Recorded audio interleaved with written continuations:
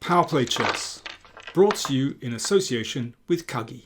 I'm going to show you a crushing King's Gambit game. It's been far too long since we looked at one of those. But first, it's discount day at ChessBase. On Tuesday, the 12th of November, for 24 hours, all products in the ChessBase shop have 25% discount. You'd be mad to pass up this opportunity to get yourself some PowerPlayChess videos. I have 28 video courses on sale there. They're called the PowerPlay collection, the PowerPlay set. You can buy the whole lot at a massive discount, or of course you can just buy them individually. And I cover openings, middle game strategy, tactics, defensive play, and of course endgames, essential endgames as well. Each of these videos has around 5 hours worth of material, and I've selected instructive examples, and there are lots of test positions, and I really kind of take a deep dive into each subject. I mean, I enjoyed making all these videos, but perhaps the two I'm most proud of are the ones on the King's Gambit. They were just great fun, and I've received really nice feedback from those videos with punters who've used the ideas, used the variations, and scored very well. So in PowerPlay 27, I set out a repertoire for white with the King's Gambit. So let's put the King's Gambit on the board. And in PowerPlay 28, which is called King's Gambit Tactics Toolbox, I present 50 puzzles in video format.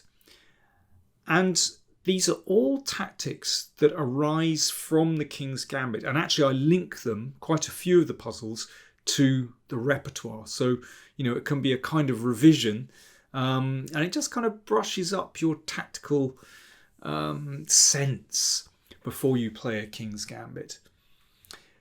I mean, apart from anything else, you know, these puzzles are just really good exercises in calculation. But anyway, those two videos, 27 and 28, they fit together. And they're on offer with 25% discount for 24 hours, Tuesday, the 12th of November. So anyway, let me show you this King's Gambit game, played very recently in the European Club Cup.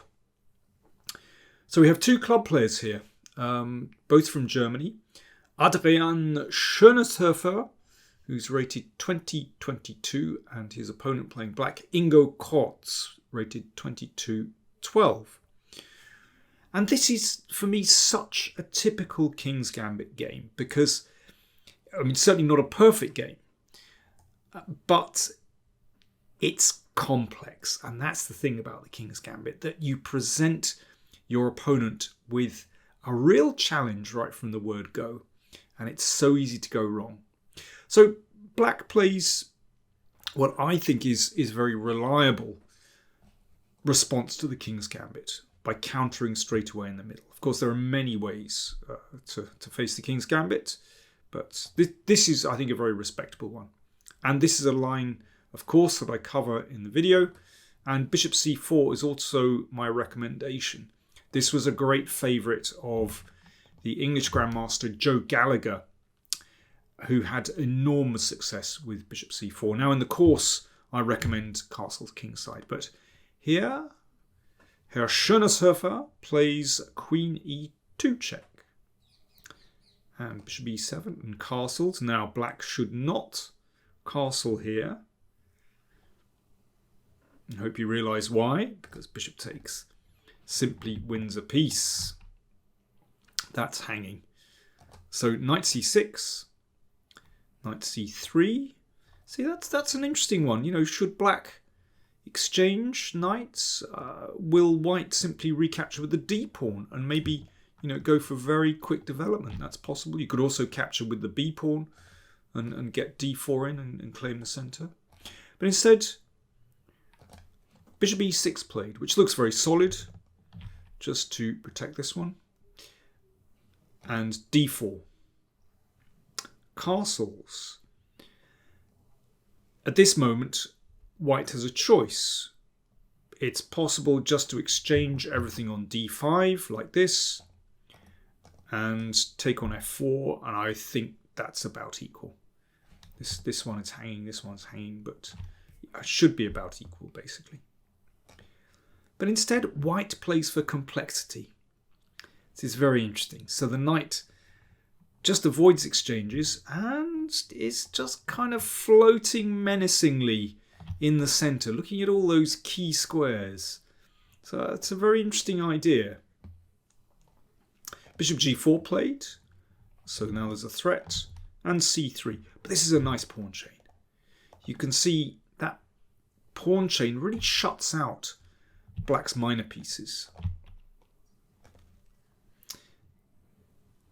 And here, well, how would you play with black?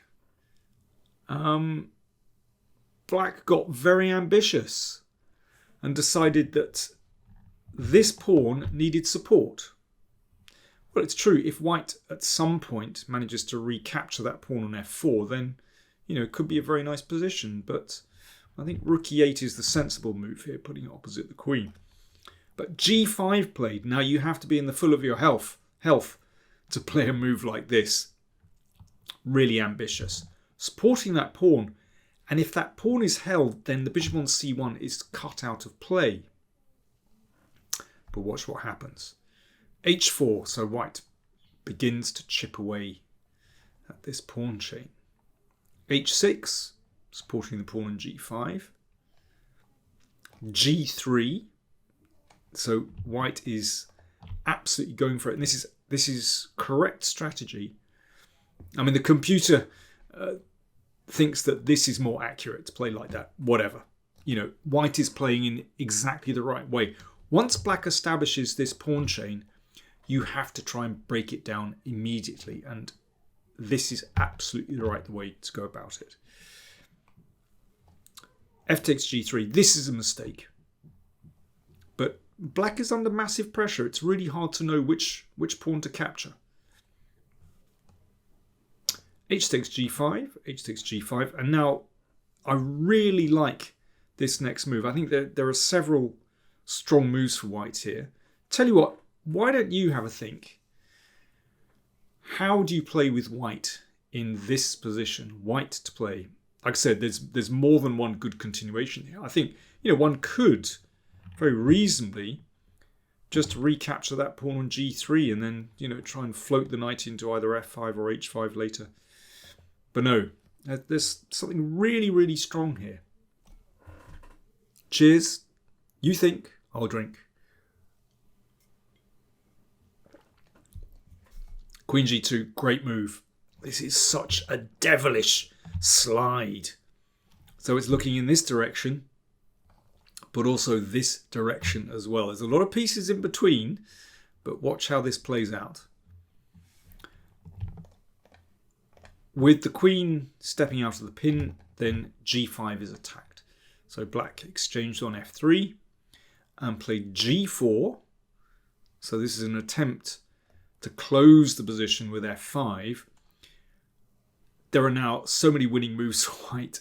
I mean, it's possible, of course, just to take here. And then we can see the point of queen g2. Because if queen takes, then knight f6 wins the queen with a discovered attack. But white played another way, knight c5, also completely winning, and this is how the game ended. Bishop takes knight check, rook takes g4. Well, you can't blame white for spurning the queen and going for checkmate instead. And that was the final move of the game, because if king g7, then queen h6 is a very attractive checkmate with the king caught in the crossfire of queen and bishop. Wonderful stuff. In the end, the queen's rook didn't even have to enter the game, and the bishop on c1 did a very good job on its starting square. Great stuff. Like I said, not a perfect game. I don't want to kind of go through and point out, you know, moments where the game turned especially, but for me, it's more important to see the kind of general trend of games like this, and White played it really well, very bravely, and his bravery paid off. G3 and H4, absolutely correct strategy. So don't forget, 25% discount at the ChessBase online shop. I'll put the link down below. All my PowerPlay DVDs are on discount for 24 hours only. Thanks for watching.